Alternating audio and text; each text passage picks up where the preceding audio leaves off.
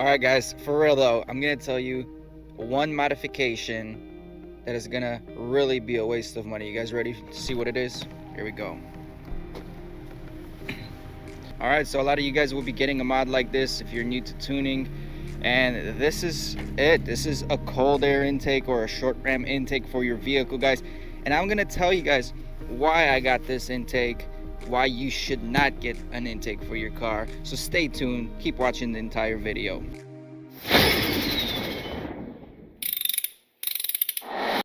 All right, so we got a box engine intake, and right over here we do have an intake.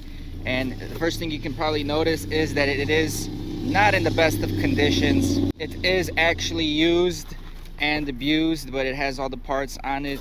And I'm gonna really get into the nitty-gritty here, why intakes can be a waste of money. All right, guys, so why are intakes a waste of money? They have their place in the tuning industry, but for the most part, people that buy cold air intakes are wasting their money because the benefits from the actual intake on horsepower are almost non-existent. A lot of these people buy these intakes, slap them on, and they expect a lot of power, but little do they know, without proper tuning, and by tuning I mean adjusting your air fuel ratios, your timing ignition tables, you're not going to really get much of a performance boost. You might get a little bit more air through that cold air intake or short ram intake, but essentially without demanding more fuel or earlier ignition timing from the engine, you're really not making much more power. The only power you may increase is by providing more air.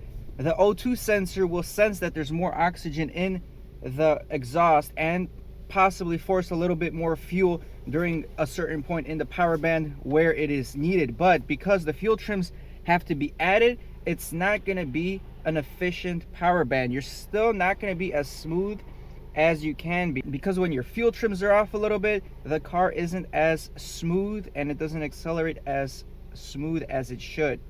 So in my opinion, guys, intakes can cause a lot of drama as well, because if your factory mass airflow housing is, let's say, 2 inches and you get a cold air intake that's 3 inches, all the readings that your mass airflow sensor is getting at this point are off because it's not calculating the air properly. And a lot of times these intake manufacturers go to a bigger diameter housing, and then you have a problem with tuning. So if you get an intake with a bigger diameter than your factory diameter piping is, now your whole tune is out of whack, and you really do need to get a tune to correct this issue.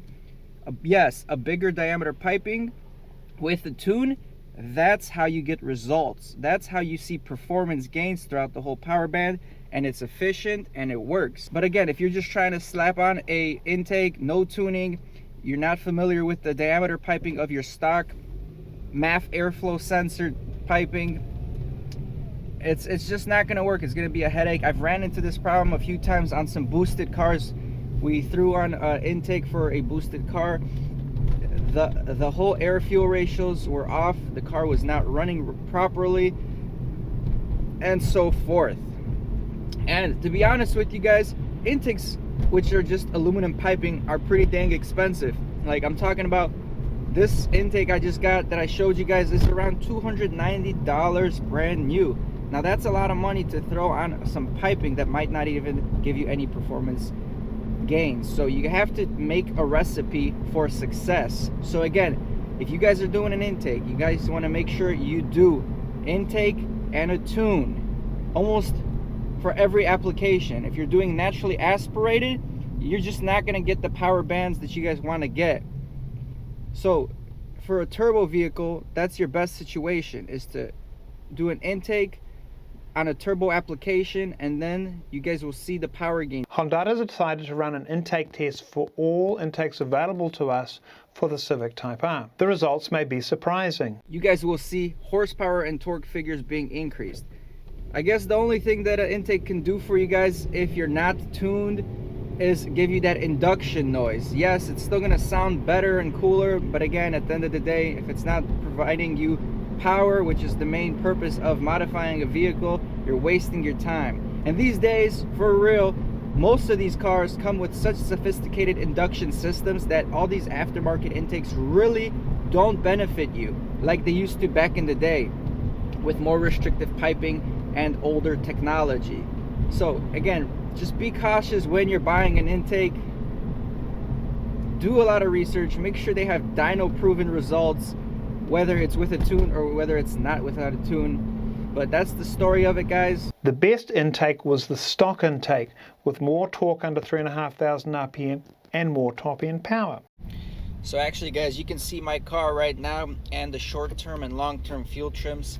So it's subtracting at this point about 6% of fuel away from my fuel injectors, and the short-term fuel trims are obviously going to vary. But the more modifications that you have as far as intake, you know, exhaust, aftermarket parts, it's going to throw off your calibration setting. Like I said earlier, if your housing is bigger on your intake, then your mass airflow sensor will not be reading properly. And the more these go away from midline, if they're like, let's say plus or minus 10, 15, 20%, the car is just delayed. It takes longer for it to accelerate and accelerate smoothly, because the O2 has to send signals to your fuel injectors in order to pulse either longer or shorter, and that affects performance. So right now I have a modified factory intake with the resonator deleted. I have a custom modified muffler, and you know, my fuel trims are off, and the only way to fix these fuel trims more to zero is through calibration, considering all other sensors are working properly. Now also, if you have old sensors, this is perfectly normal. The sensor goes bad with age and isn't reading as accurately, which could be my condition right here too, but we're trying to solve this, try to get it back more in line, less than 5% long-term fuel trims. But again, changing your intake, if you ever change your intake, watch your factory fuel trims, and then go get an intake, watch your fuel trims with the intake. If they're more than 10% on long term, you definitely need a tune, and it's going to help with the performance of the car. And the stock intake does a better job of feeding the engine colder air than any of the other intakes. Alright guys, so I'm going to finish up this video right now, right here. In summary, guys, you could get an intake. It's not the best idea in my honest opinion if you're not going to tune it. Alright, plan out your build. Don't just buy the cheapest stuff because it's cool. Don't worry about the induction noise. If your car's not running right, who gives a crap about the induction noise that the intake gives you? Do it right, man. Do a lot of research before buying any car part, because then you're just going to end up spending a lot of money without making your car faster, and that's the opposite of what car tuning is. Anyway, I'll catch you guys on the next video. Thanks for watching. I hope you guys learned something on this one. Stay tuned for the next video, because we're going to be taking that old intake we just picked up and we're going to be polishing it up. So stay tuned for that video. Peace. I ain't here for the money, I ain't here for the fame. Though it might be nice to own a jet plane, I'ma do it all for you. Come along and see it's true.